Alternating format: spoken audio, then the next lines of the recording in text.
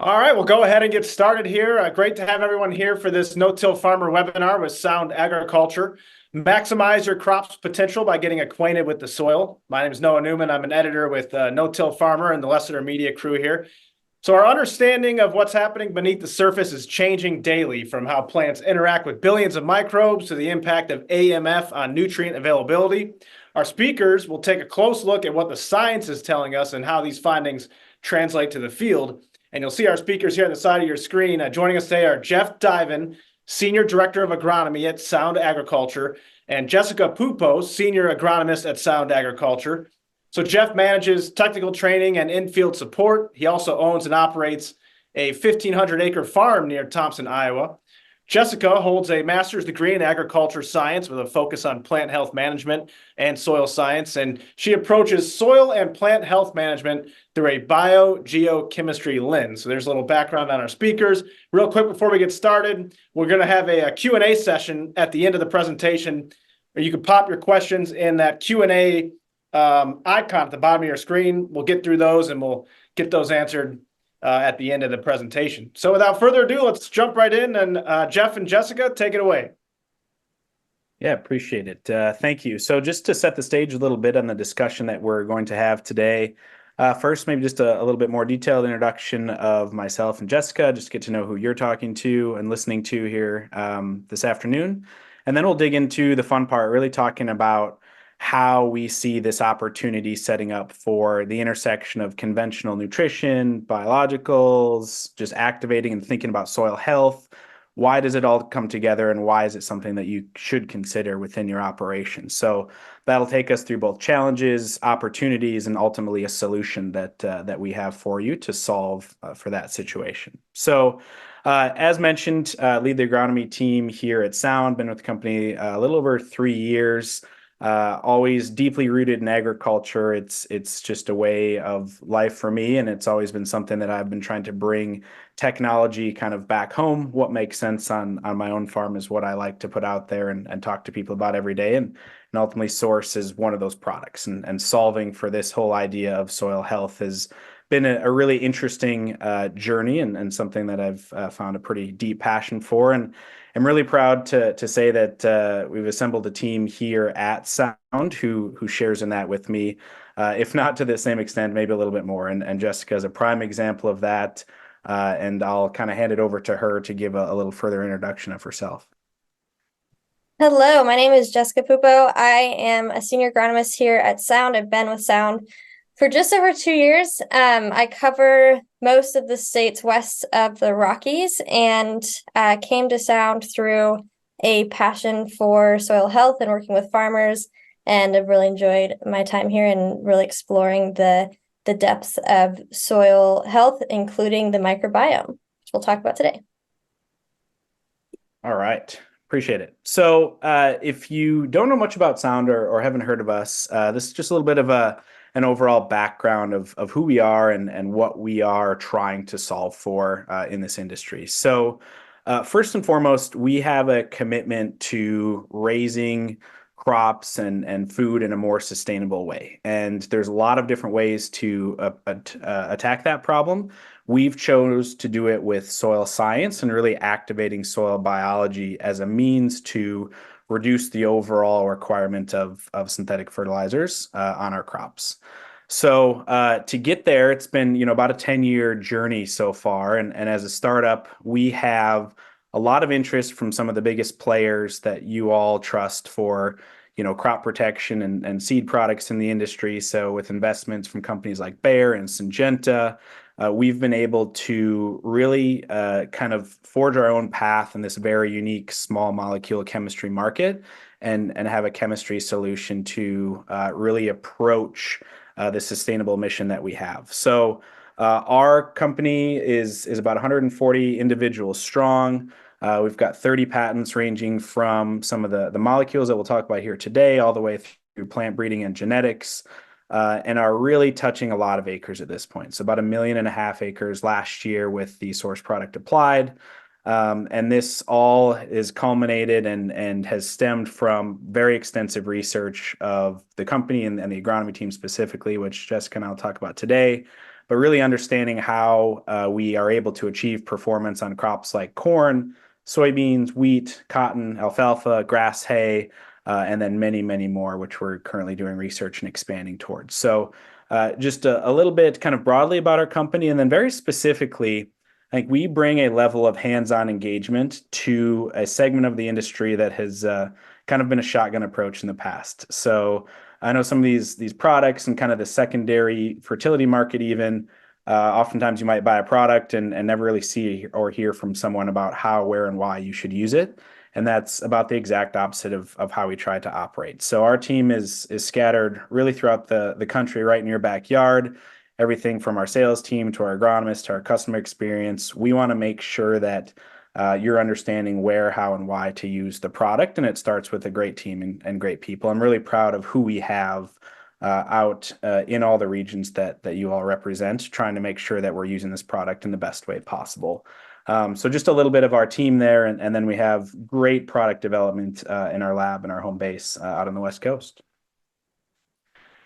Okay, so with that little setup, kind of just a background of Jessica and I and the company, now we'll get into a little bit more of the meat of the conversation, which is, what is the problem with a conventional nutrition plan? And I'll just caveat this by saying, by no means can you approach modern agriculture in a profitable way without, conventional nutrition. But I think it's just the way in which we approach it and think about how, when, and why to use it that can really make the difference in profitability and our impact on the environment. So just to set the stage here, it all starts with, what happens to conventional fertilizer when we apply it, right? And for the most part, it's all good things. We benefit dramatically in terms of yield by applying fertilizer to fields. We need it. They have very high demands of macro and micronutrients. We can't grow large crops without them. But on the flip side of that coin, they are prone to loss. They're not perfect. If the application of fertilizer was a closed loop system, it would be great. We probably wouldn't even be having this conversation because every dollar, every pound of fertilizer applied made its way into the crop and there was never any negative impact. Unfortunately, that's not the case. So when we make an application of fertilizer, it's prone to loss and it's also prone to tie up in a few different ways. So let's start with nitrogen, for example. If you make an application of nitrogen, depending on how it gets applied, it can be lost in a few different ways. So if it's laid on the surface and it's hot and dry, it can be volatilized, so turn into a gas, lost to the air. If it's in the soil, but it's in a form with a negative charge, so the same as the soil, it can be prone to leaching and loss with water movement. Another element just kind of top of mind is one of the main three, phosphorus and phosphate can get tied up pretty easily if we have an imbalance of pH or other conditions in the soil which lend itself to the inability of the crop to take it up.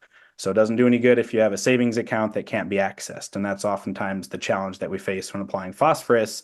It's very sensitive to get tied up within the soil.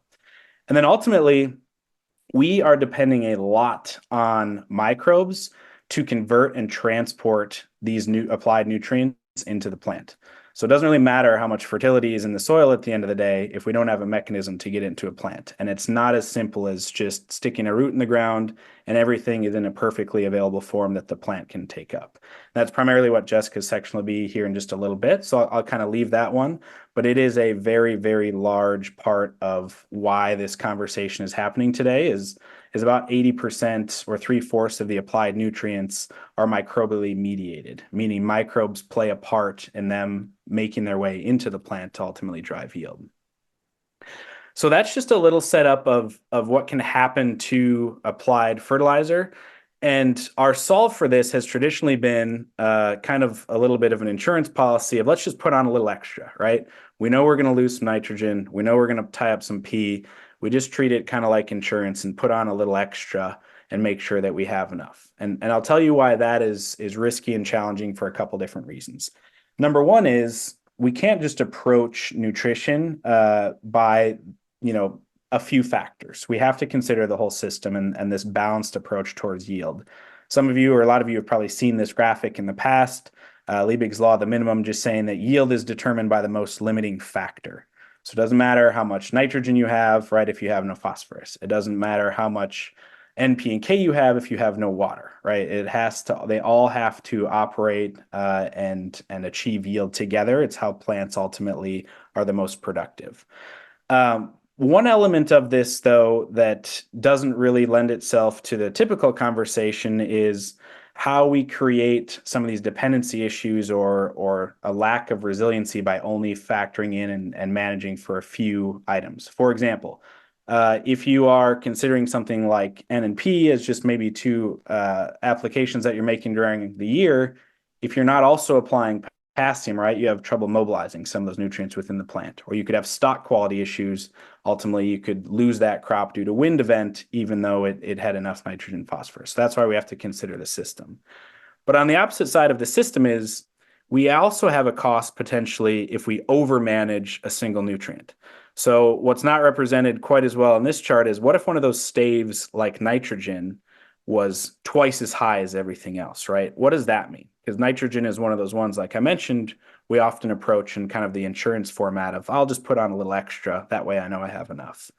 And Mulder's chart is a good way to explain what the cost is of excess fertilizer. So what this does, if you've never seen this, is a chart explaining where there are potential antagonisms due to excess soil nutrition. So for just to start in kind of one simple, there's a P representing phosphorus on the left side of that circle. Any red arrow pointing away is a potential antagonism or prevention of uptake by a plant with excess P. So you see some really important nutrients across from P, such as zinc, calcium, potassium, iron, copper, some really big drivers of yield and crop health from having excess P.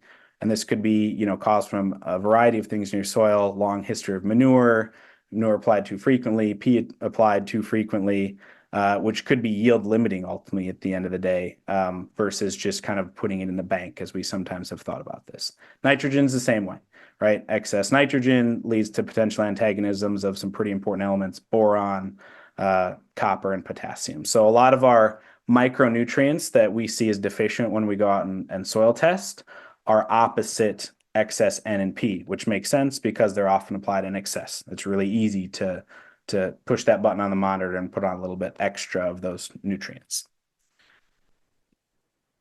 So basically, at the end of the day, this is where the concept of balance comes in. And we have a ton of data and research that we've done here at Sound and a lot of third parties have done as well, saying that the balance approach to nutrition creates availability of all elements and really can help drive yield at the end of the day. So kind of absent of any other product or any other management change, a lot of times reducing nitrogen can lead to a more profitable crop for us.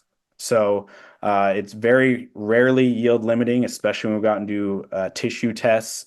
I can just speak from about 600 samples that we've taken here at Sound. About 1% of the time, nitrogen is yield limiting. It's often these other factors. So when we reduce that nitrogen, we stand to gain from gaining access to other nutrients, and specifically some of those micronutrients that are limited in those tests. So for the data connoisseurs out there, just wanted to pull in a couple different aspects of this conversation. Obviously, there's a ton of research out there. I just thought these were a couple pretty relevant ones to share for today. So one is phosphorus, and this response curve to soil tests has been out for quite some time. This is actually a very recently updated version from Iowa State University. And what it shows us is a P1 Bray or a Malic soil test, which is two of the most common soil tests when you send into the lab, and showing us the probability of a response in yield. So probability of response is on the right, and then ultimate yield achievement is the chart on the left. And you can see it starts very vertical, which makes sense. If you have a very low level of phosphorus and you apply phosphorus, you get a really nice response yield-wise. And then it flattens out. If it's very high, we achieve that high level of yield kind of regardless of an application or not. And why this is important and why I show it is if you have a soil test above 26 parts per million, you only have a 5% chance of yield gain from a further application of, a MAP, a DAP, or a P source. And a lot of people kind of treat that as, hey, I'll make this application, just put it in my bank. I'll use it on a rainy day or, another year down the road. But really what's happening there is you're probably tying up other elements kind of beyond phosphorus. And that also kind of comes into play when we think about what a phosphorus soil test even does. And it's applying a weak acid to the soil to see what amount of phosphorus is expected to be extracted in that year.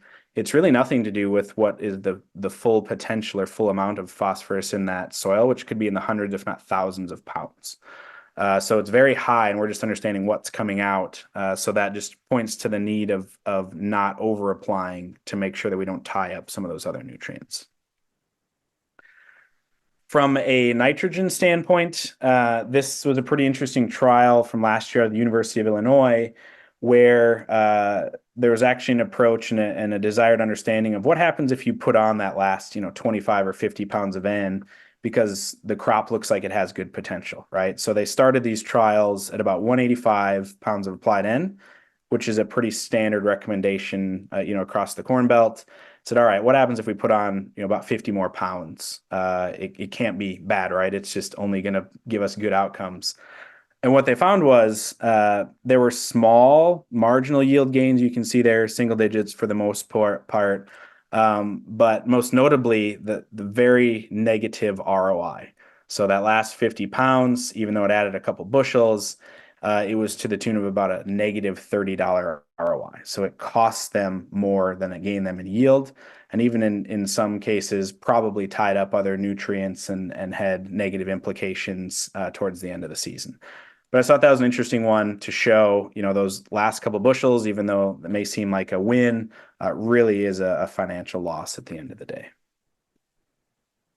Okay, so with that set up, kind of explaining basically some of those costs, both agronomically and financially, of the unbalanced and kind of simple-minded fertility approach, I'll hand it over to Jessica to kind of explain what the opportunity is to think beyond that simple approach.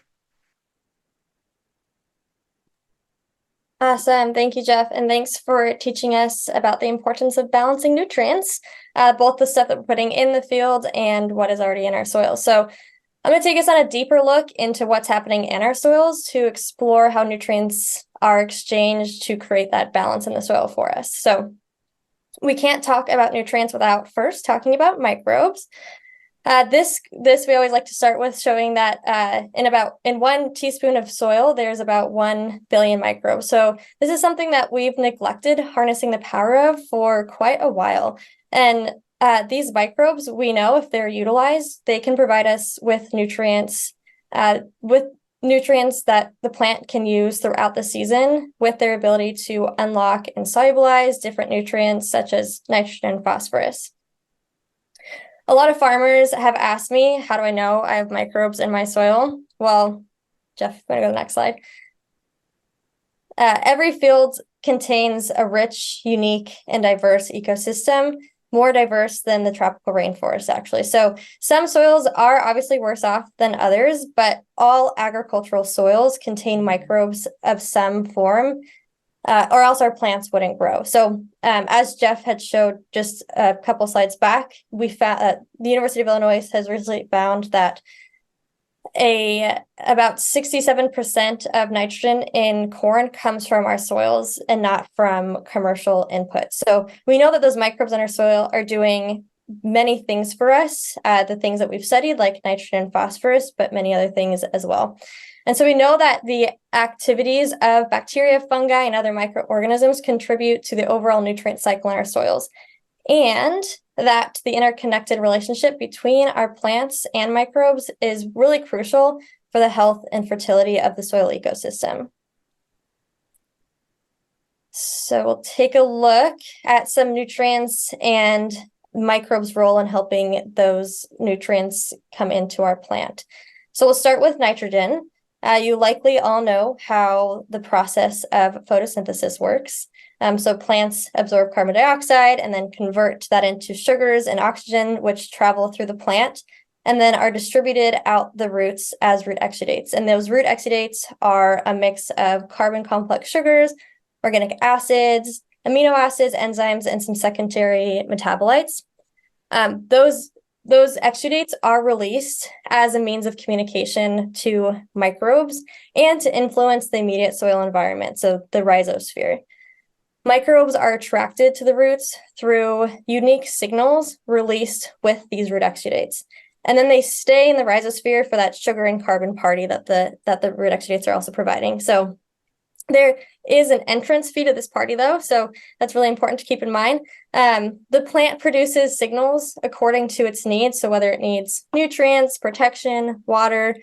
Think of it like sending invites for a holiday party to your family, and you only want specific family to come that can provide certain dishes to your party. So when plants need nitrogen, for example, it will invite the microbes who can provide it with nitrogen, such as those that can fix it through atmospheric nitrogen fixation or through the nodule formation in plants and providing it within the plant. So this is something important to note, that there are free-living and symbiotic nitrogen-fixing microbes. Our plants that don't produce those nodules still can acquire nitrogen from microbes. For example, corn can receive about 50 pounds per acre of nitrogen via microbes. Those are free living nitrogen fixing bacteria that are attracted to our roots through those signals and then stay in the roots with the exchange of the sugars from the plants. So this is important to know when we want to utilize the system. We need to know that we need to reduce our nitrogen inputs, and we can then have less reliance on the costly resources that are commercial nitrogen, that our commercial nitrogen inputs are to us. So what does this mean is that when we utilize or when we use nitrogen inputs as our primary source of nitrogen in our soil, and we think in that way where the only way that our plant's going to get nitrogen is through nitrogen inputs, we really start to shut down that natural system that happens between our roots and our microbes. So we start to shut down that communication, and the plant no longer needs to work with the microbes in our soil to acquire N from different sources. So our microbial activity in the soil slows down, and that therefore slows down the plant to microbe exchange of nutrients, not just of nitrogen, but of a vast array of nutrients. So speaking back to the balance of nutrients, this has an impact on not only nitrogen, but many other nutrients in the soil as well. This not only equates to less nutrients coming into our plant, but it also impacts our finances. So it's a loss of money because we know that microbes play a crucial role in the nitrogen cycle. They're needed for nitrogen fixing of atmospheric N into ammonia, mineralization, ammonification, hydrolysis of urea, and the nitrification or the process of converting ammonia into nitrate that plants can easily take up. So with a slowed system, much of that nitrogen that is applied to the soil, whether in the form of nitrate, ammonium, or urea, it either doesn't reach the root zone or isn't converted into plant available form, so leaves the soil without use by the plant, which means money lost. So typically when we talk about nitrogen in the soil, a lot of times bacteria takes the spotlight, but fungi are also really important to all nutrients, including nitrogen. One specific group of fungi that I'm going to touch on here is called arbuscular mycorrhizal fungi, or for short, AMF. This is a distinct type of fungi that form a symbiotic relationship with most vascular plants, including corn, soybeans, wheat, cotton, alfalfa, a lot of our main commodity crops. The fungal hyphae of AMF, or think of it as the arms and legs of the fungi, they penetrate the root cells, and they form these structures inside those cells called arbusculars and viscules. And within the root, those arbuscules and viscules, they house nutrients and water that the plant can use in exchange, providing the fungi with sugars and carbs. So they form that symbiotic relationship within the roots. To continue this relationship, the hyphae outside of the root will extend their arms and legs, their hyphae, as far out as they can and explore the soil to continue to provide the plant with what it needs so that the plant can provide the fungi with what it needs. And due to the hyphae's much smaller surface area, they can reach into spaces otherwise not accessible by the roots. And besides that, they can also reach way beyond the roots. And we know that our roots are stuck where our plant is. So they can reach into about 100,000 times more soil than just our roots alone. And so that provides us benefit throughout the season with access to water and nutrients from faraway places in our soil. And one of those nutrients is phosphorus. So phosphorus is a really complex nutrient in our soil, and I always love giving this part of the presentation because hopefully it helps clear some confusion about phosphorus. So phosphorus is often misunderstood nutrient. It actually is found in 3 primary forms in our soil. We have our organic phosphorus, which is the most soluble form of phosphorus and the most readily available to plants. This phosphorus form is found in organic matter, compost, manures, and then within the bodies of microbes. The quantity of this form of phosphorus is really dependent on our farm management practices, as you can tell by where you can find this phosphorus.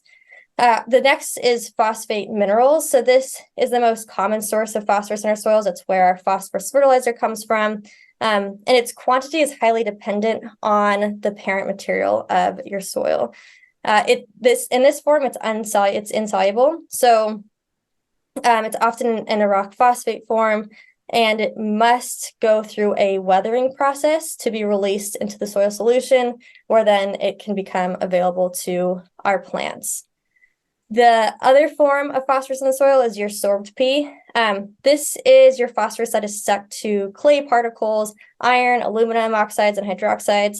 Its availability to plants is really dependent on pH, soil mineralogy, clay type, but also our P inputs. So our soil maintains this dynamic equilibrium of phosphorus over time, meaning that the storage and the release of phosphorus into an available form is always changing.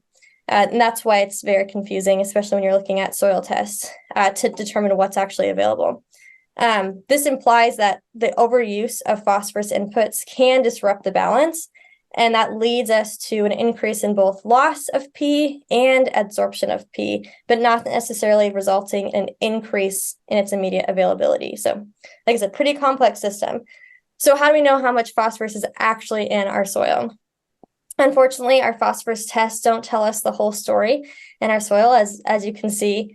So we have our phosphorus that is absorbed by plants, and that phosphorus is in the orthophosphate form. This form is primarily found in that soil solution I was talking about, and that soil solution is where phosphorus becomes soluble, is another way to say that. Phosphorus is taken up by the roots by diffusion, and diffusion is a process controlled by moisture, temperature, other nutrients, and microbes. If these factors are not working for us, they're working against us, then phosphorus that's any further away from the root than about 1/4 of an inch won't actually get up into our roots. So phosphorus availability becomes really highly dependent and mediated on soil microbes.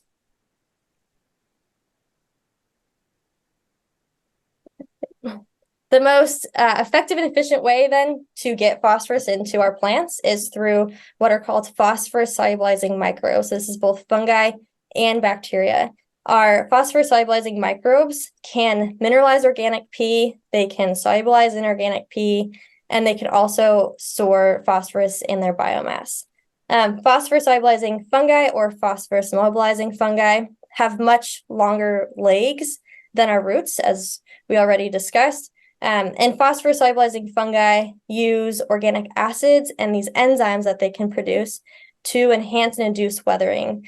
So if we think about how to access our phosphorus minerals, that's how it happens. And then these enzymes and organic acids can also be used to break the phosphate from its chemical bond with calcium aluminum, iron, and clay as well. So this makes phosphorus accessible from organic P sources by being able to grab it from the soil.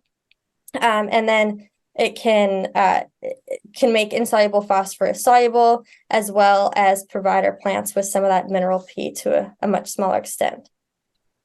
We also have our phosphorus solubilizing bacteria, PSB, and they also use acids and enzymes to mineralize soluble phosphorus and cleave that absorbed phosphorus that then the hyphae network can take back up to the root. So another way to think of the system is our phosphorus solubilizing bacteria going out and scavenging for phosphorus, and then utilizing our phosphorus solubilizing and phosphorus mobilizing fungi to make the phosphorus, to help get the phosphorus back to the plant, in exchange then again for sugars and carbs and all those yummy things in our root exudates.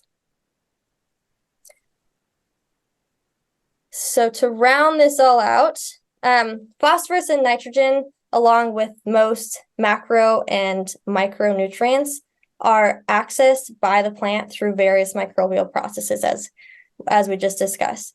The plant enables these processes through a signaling molecule that these soil microbes then identify with and are attracted to the root because of it. So this signaling molecule that plants excrete is not food for the microbes, a very important distinction to make. They are instead a instruction that triggers the change in biological processes in the soil. And if utilized correctly, these molecules allow us to reduce our inputs and increase our on-farm resilience. So this complexity of untapped power of the soil ecosystem is what inspired the start of sound agriculture. And I hope that if you have more questions about how this process works, you always feel comfortable reaching out to us. All right. Thank you for that, Jessica. I'm sure there's a couple of questions that trickled in. If you have them, be sure to put them in the chat, and we'll get back to them, some details of that conversation, which was great. So just in summary here, so the kind of traditional nutrition plan has its vulnerabilities and its potential issues with over-application and the tie-up of other nutrients, especially in an unbalanced or not biologically active system. Jessica just explained to us that there is hope, right? There are mechanisms and there are opportunities within the rhizosphere, which is that great place where the holiday party's happening within an 1/8 inch of the root. And if you are concerned that you are not on the invite list for that opportunity, there is a hack. So the opportunity here and what you may be thinking is, man, it'd sure be great to further activate some of those nitrogen fixers, right? If only there was a way. Or it'd be great to fire up some of those phosphate solubilizers and hack in and get into that tied up P or that unavailable P, if only there was a way. So the fun part of this conversation is really to talk to you and present the source product that we have, which is a foliar applied chemistry. And what this is going to do is activate the soil to provide a cost-effective and really holistic approach to your nutrition plan and create available nitrogen, phosphorus, and other micronutrients by ramping up that process that Jessica just highlighted for us. So if you've been following along, that holiday party invite, that really specific invitation that's going out into the microbiome to bring in the best party, the best participants, and the right people. That is what Source It is. It's a mimic of that strigolactone, of that signal that we can apply to the field in a foliar application and ramp up activity of all those beneficial biological processes that we just got insight into why we need them and why they're important. So just to dig in a little bit on the application of this product, it is a foliar applied product, like I mentioned, liquid product, that's going to go in at either a herbicide timing or a fungicide timing, so a great deal of flexibility from a use case standpoint. And it's going to be a very low use rate. So the great thing about this signal and approaching soil biology in this way is a little bit goes a long ways, right? There are millions and billions of microbes already present in and around the root system. Just a little bit of this signal and this molecule is enough to ramp them up and ramp up a couple hundred species of nitrogen fixers and phosphate solubilizers and doubling, their activity and ramping up their activity. So with that said, 1 ounce to 2.5 ounces per acre, depending on the product, is going to replace a significant amount of that nitrogen and phosphorus that you traditionally have made applications, because it's more efficient and more effective. It's being brought to the roots in an available form and is available for immediate uptake, resulting in the replacement of a great deal of those products. And what does that mean for you as a producer? That means a really significant opportunity to increase your ROI with less, right? Do more with less. It's what we're always trying to do, producing a commodity. And this is really the story on Source. So from a corn perspective here, what we are able to do by activating that soil biology and mimicking the signal to ramp up activity is we're able to provide 25 pounds of nitrogen, 25 pounds of phosphorus, and other micronutrients critical to increasing yield. And I'll explain what those are in just a second. We haven't touched on that yet. So at the end of the day, we can obviously save costs by reducing inputs. We can make those trips across the field a little bit easier, get a few more acres out of an application, and ultimately drive the bottom line with ROI and a peace of mind knowing you have a healthier, more sustainable crop out in the field.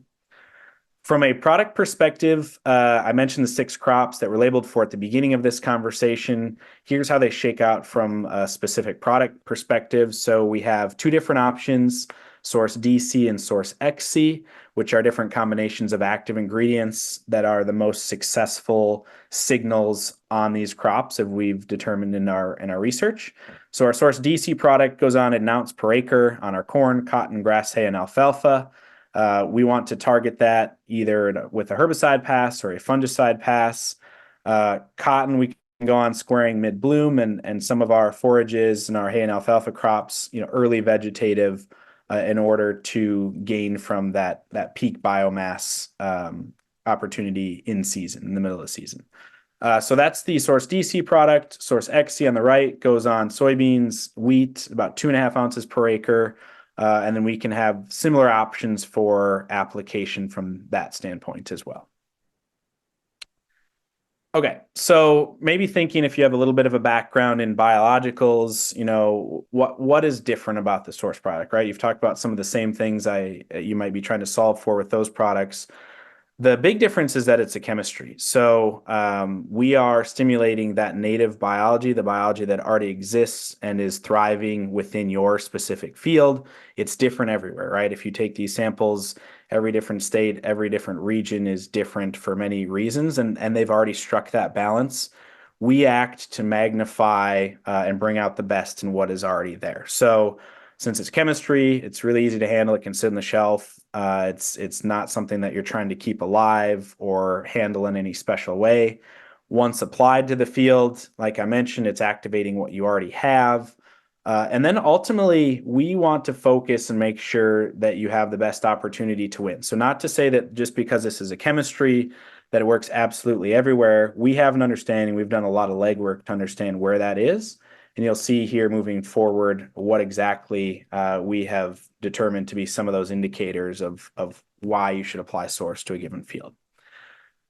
So to dig into a little bit of the information here on why we show this gain in nitrogen and phosphorus and how we bring this all to the surface, it really starts with a robust trial effort and understanding where and how this product works and across the field. So what we've done is about 700 trials over the last few years.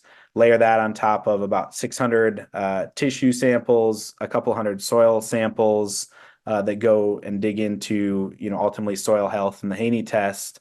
And what we get is this picture of why we can act to replace nitrogen, specifically if you're over applying and have an NUE score greater than 1. So our trials last year, on average, the customers that did this with us reduced about 34 pounds of in-season nitrogen application. Small, modest increase in yield, which is not what we expect ultimately with the savings, and had about a 2x ROI on their total investment in Source plus the savings of N. From a phosphorus perspective, you can see here when we start to remove those 25 and up to 50 pounds of phosphate in our trials, we actually still saw yield gains in line with our typical expectation of 4 to 5 bushel increases. A lot of this is likely due to the increase in availability of micronutrients. per the Mulders chart and kind of where we started this conversation. So what's really fun to see is this chart on the right. So like I mentioned, this is going on 3 years now of tissue tests. This is in corn. Other crops look very similar. We encourage you to hit us up for that information when you have a little bit more time one-on-one with one of our sales folks or agronomists. But in corn, it looks like this. We see increases across the board in micro and macronutrients. Those are the orange bars. Nice to see those increases, a few percent up to about 10%. But where it gets really interesting is if there is a deficiency in the control. So if that field is unbalanced for some reason, it could be because of the environmental aspects, it could be because of pH, it could be because of the way that nutrients are getting applied. When there is a deficiency, we stand to increase a very large magnitude and typically bring that plant to a sufficient level of those nutrients. So you can see some of the big offenders of deficiency, like boron, we see a lot of in corn, almost a 26% increase in boron when deficient in the field. Others like potassium might seem like a little outlier here, but if we think back to what Jessica was mentioning about AMF, those mycorrhizal fungi, when we have a more robust root system that can reach a little further into the soil, we stand to benefit from nutrients that don't move as much or more immobile, like potassium. So we can access more nutrients from a greater area beneath the plant once we've tapped into that root system and created a little bit more effectiveness in pulling in nutrients. So at the end of the day, what we see here is Source's ability to create a more resilient and healthy plant that is able to weather challenges, whether they be environmental within the season or with deficiencies of nutrients that pop up intermittently through the year. A specific approach to understanding maybe where this might make sense within your operation would be the use of the nitrogen use efficiency score. And if you haven't done this, it's pretty simple. You take your total applied N, and then you divide that by your yield target. So if you're putting on 250 pounds of N, you had a 200 bushel yield target, you'd take 250 divided by 200, you'd be at a 1.25 pounds of N. Traditional university recommendations on something like this have been like 1.2, put on 1.2 pounds of N for every bushel you're achieving. And what we see is there's really a lot of paths to get to, 0.8 or even less in some cases. So if you're above 1, above 0.95 in the way that we've laid out this chart, what we'd recommend is replacing 25 pounds of that N and 25 pounds of P to get the highest possible ROI. And our data, I don't have it in this presentation, it's been rolling in kind of all fall here. You stand to gain about $20 per acre positive ROI. So a little more than doubling your money on the investment in the product when you make that reduction and supplement with Source. So really great to see that, $20+ opportunity if your NUE is above 1. If it's less than 1, so you're kind of on the journey towards being more efficient with your inputs, then we really look at yield goal and our opportunity to either replace some phosphorus if we have a high yield target, or if we have a more challenging field environment, maybe pH is unbalanced or very coarse textured soils. If your yield target's less than 230, make the application of Source to benefit from balancing out that nutrition in and around the root system. And then we typically see about 5 bushel increase from that option. So just a little bit about that kind of prescriptive approach that I mentioned. We would much rather help target and understand why we're gaining from activating soil biology than just kind of shotgun it into situations where it may or may not help.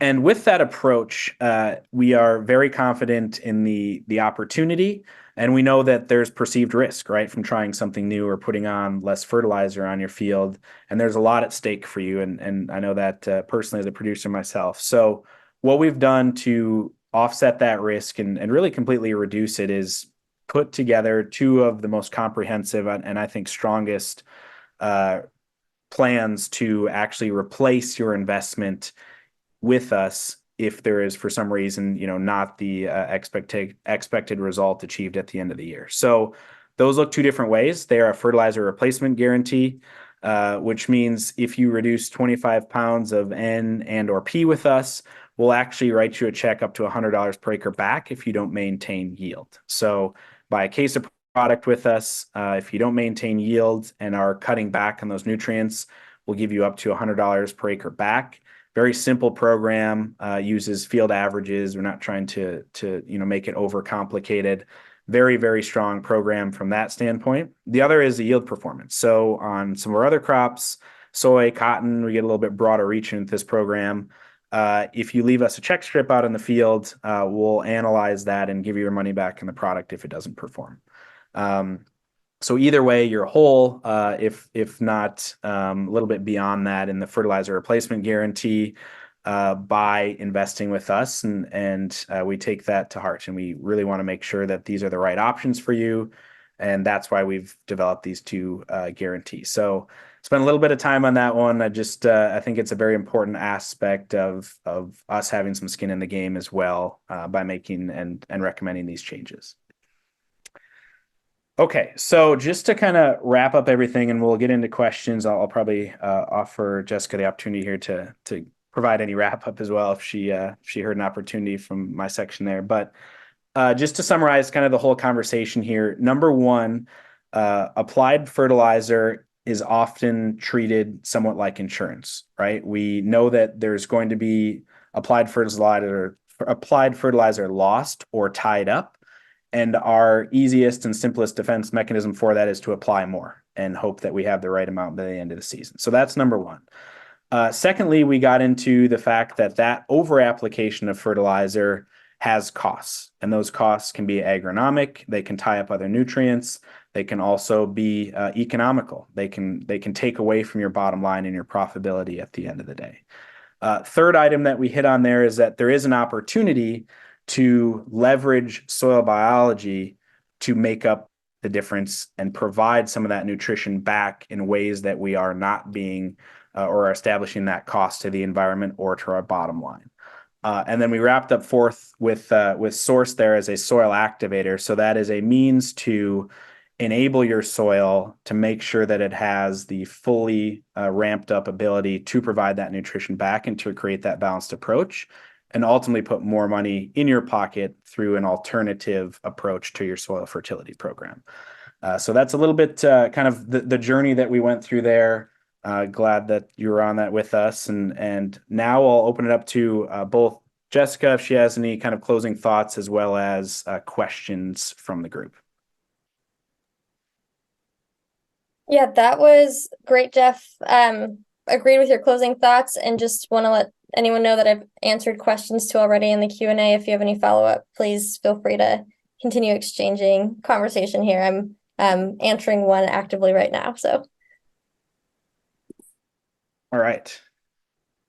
Do you want to, you're replying to some of them in the chat at the moment? I am, yeah. I can speak this one out loud, though. Yeah, go ahead. Yeah, it relates to kind of the wrap up here. So this was asked by Gord Specksniger. Sorry if I mispronounced that. But it was related to adding phosphorus solubilizing bacteria with applied fertilizer to make it more plant available versus using them to release phosphorus already locked up in the soil. This is a really good question, and the phosphorus dynamics in the soil, like I'd mentioned, are pretty confusing. So essentially what I was saying back is that our soils maintain this dynamic equilibrium in our soil of phosphorus. So adding more P doesn't necessarily allow our plants to access more P, but instead can actually disrupt the balance, and we can both lose and have more P absorbed to our other nutrients in the soil.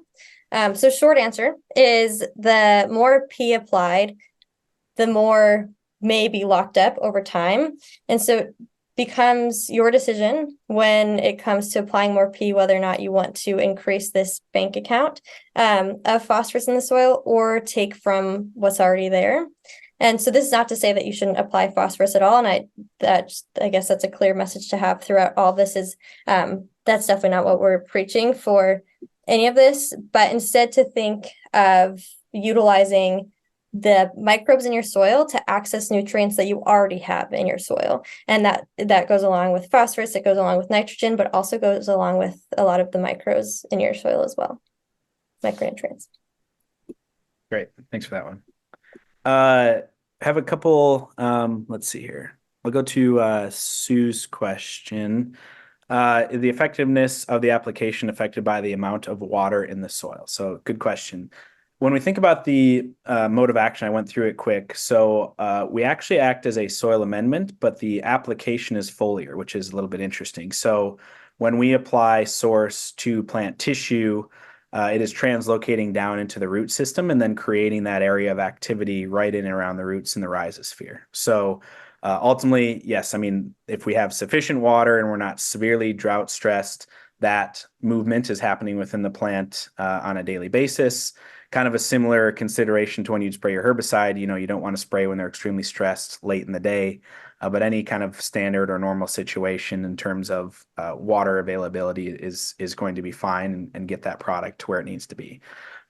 There's also the opportunity, I know we didn't get a ton of time to dig into it, but AMF actually have been shown to help access additional water, soil moisture for the plant. So they're reaching out a little bit further and potentially helping. So by establishing that relationship, we stand to maybe reduce the impacts of, you know, some of those minor drought issues. A couple about availability in Canada. It is not yet something we're working on. If you're asking that question, it's a longer process in Canada. We are starting to get into markets in South America at the moment.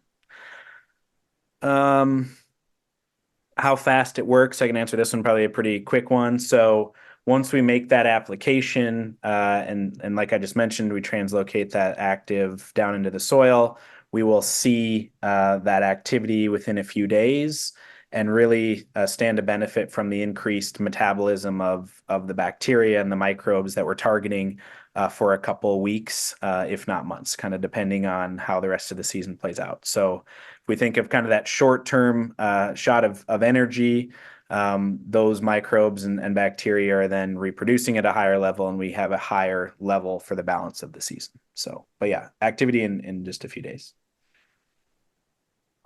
And then there's one more question here. I could just answer real fast. It's what about poultry litter compared to commercial fertilizer?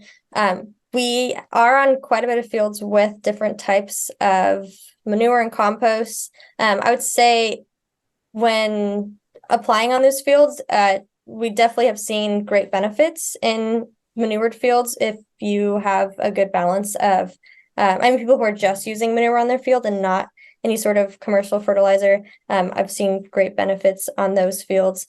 And it all comes down to kind of that nitrogen balance that you have going in, whether you're over applying manure or over applying nitrogen, kind of all comes down to the same thing of flooding the system with specific nutrients and disrupting the balance.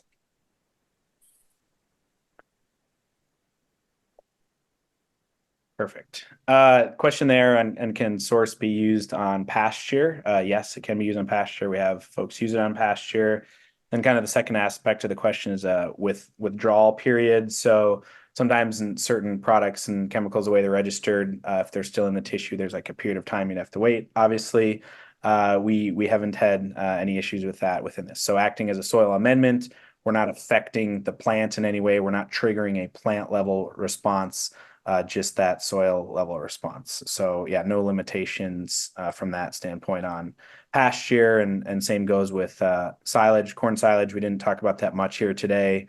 We typically see about a 1.5 ton increase in silage at the end of the year, and have some pretty neat impacts to overall nutrition of that silage and that feedstock as well. So. Safe to apply where cattle are currently grazing.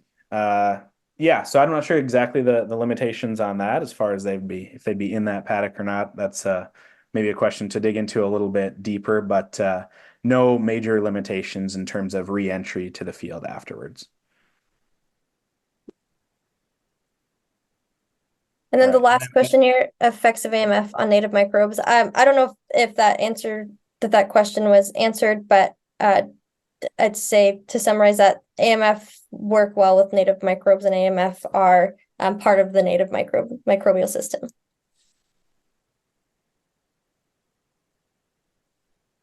Question on trial data and publications. So yes, on our website, and I think this is a a good time to just present this for lots of different information.